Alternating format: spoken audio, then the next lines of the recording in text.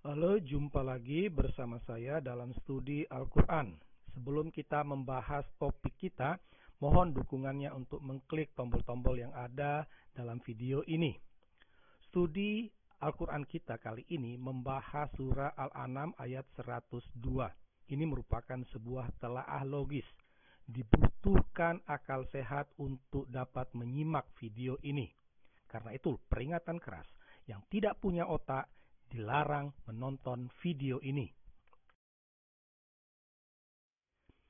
Jika kita membuka Al-Quran surah Al-An'am ayat 102, kita akan menemukan kalimat Allah sebagai berikut. Itulah Allah, Tuhan kamu. Tidak ada Tuhan selain Dia, pencipta segala sesuatu. Maka sembahlah Dia. Dialah pemelihara segala sesuatu.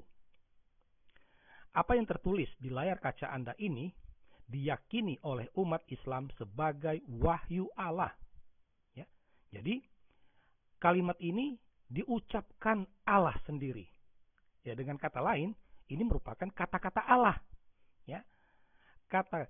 Kata-kata Allah yang disampaikan kepada Muhammad. Ya, jadi itu konteksnya. Jadi waktu itu Allah bertemu dengan Muhammad, lalu Allah menyampaikan kalimat ini. Itulah Allah, Tuhan kamu, dan seterusnya. Ya, jadi itu konteksnya, harus disadari. Kalau kita memperhatikan wahyu Allah ini, di sana ada 3 kata ganti Dia. Ya. Nah, dapat dipastikan kata ganti Dia ini itu merujuk kepada kata Allah. Dengan kata lain, yang dimaksud Dia itu adalah Allah, ya. Allah yang Allah sebagai Tuhan kamu, ya. Sedangkan kata kamu itu merujuk kepada Muhammad sebagai lawan bicara, ya. Itu jelas sekali.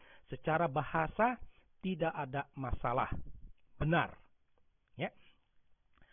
Jika kita memperhatikan ya wahyu Allah ini lepas dari konteksnya, ya, maka kita dapat langsung memastikan bahwa wahyu Allah ini hendak menegaskan konsep tauhid. Ya. Tauhid itu berarti kepercayaan hanya kepada satu Allah. Jadi Allah itu hanya ada satu. Ya. Allah itulah yang disembah, Allah itulah yang diimani. Itulah konsep tauhid. Ya. Jadi kalau kita membaca wahyu Allah tadi itu lepas dari konteksnya, maka yang kita dapat adalah bahwa wahyu Allah ini menegaskan konsep tauhid. Akan tetapi jika kita memperhatikan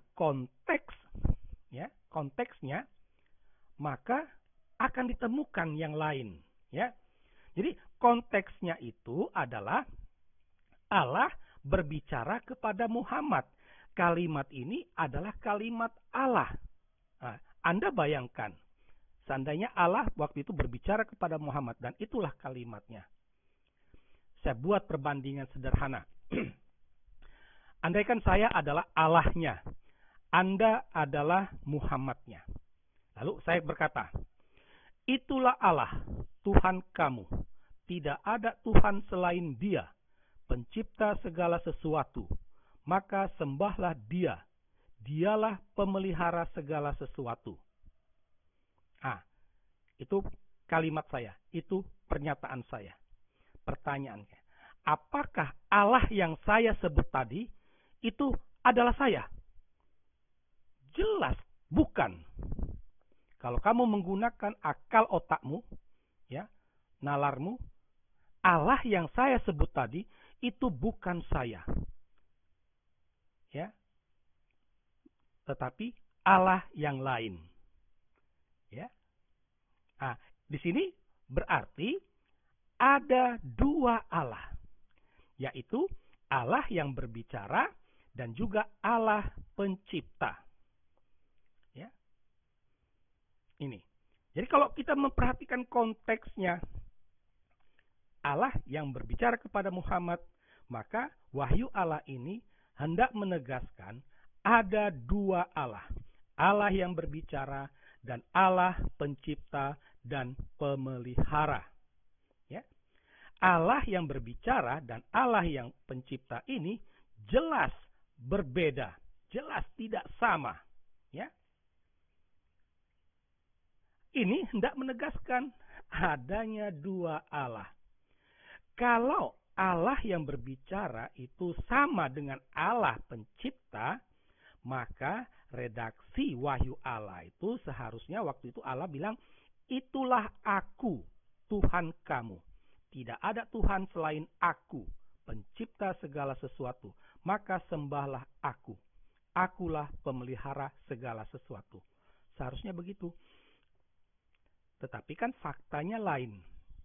Itulah mau menunjukkan ada dua Allah. Nah, dari kajian kita sampai pada kesimpulan tentang surah Al-An'am ayat 102.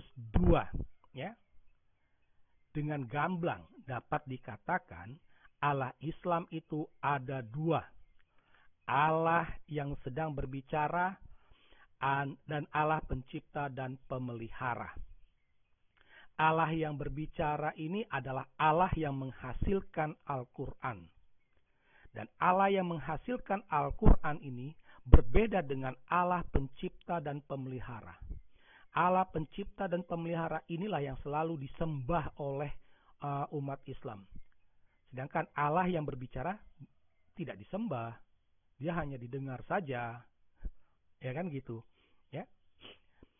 Kita dapat mengatakan bahwa surah Al-An'am ini maksud hati ingin menyampaikan ajaran tauhid, tetapi dalam telaahnya justru bertentangan dengan konsep tauhid itu sendiri. Ya. Karena itulah kita dapat bertanya, sungguhkah Al-Quran itu wahyu Allah? Jadi dengan melihat kekacauan cara berpikir seperti ini, harus dia ajukan pertanyaan. Benarkah Al-Quran itu wahyu Allah? Demikianlah kajian logis kita atas surah Al-An'am ayat 102. Sekian dan terima kasih.